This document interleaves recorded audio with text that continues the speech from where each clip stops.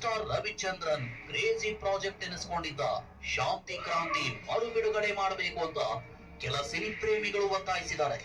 ಕಳೆದ ಕೆಲ ದಿನಗಳಿಂದ ಸೋಷಿಯಲ್ ಮೀಡಿಯಾದಲ್ಲಿ ಶಾಂತಿ ಕ್ರಾಂತಿ ಸಿನಿಮಾದ ಬಗ್ಗೆ ಭಾರಿ ಚರ್ಚೆ ಆಗ್ತಿದೆ.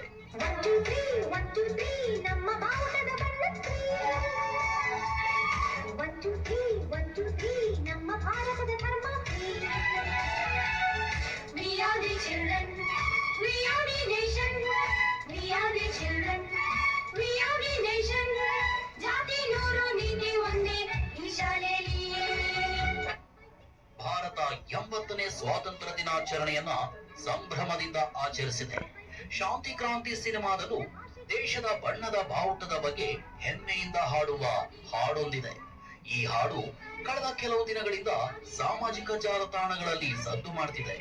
ಶಾಂತಿ ಕ್ರಾಂತಿ ಚಿತ್ರದ ಅನೇಕ ಹಾಡುಗಳು ಸದ್ದು ಮಾಡೋ ಮೂಲಕ ಈ ಚಿತ್ರ ಮರು ಬಿಡುಗಡೆಯಾಗಬೇಕೆಂಬ ಅಭಿಯಾನ ಶುರುವಾಗಿದೆ. ಈ ಅಭಿಯಾನದ ನಡುವೆ ಕ್ರೇಜಿ ಸ್ಟಾರ್ ರವಿಚಂದ್ರನ್ 35 ವರ್ಷಗಳ ಹಿಂದೆ ಸೃಷ್ಟಿಸಿದ್ದ ದೃಶ್ಯ ಕ್ರಾಂತಿಯ ಕುರಿತ ಸಾಕಷ್ಟು ಚರ್ಚೆಗಳು ಮುನ್ನೆಲೆಗೆ ಬಂದಿವೆ.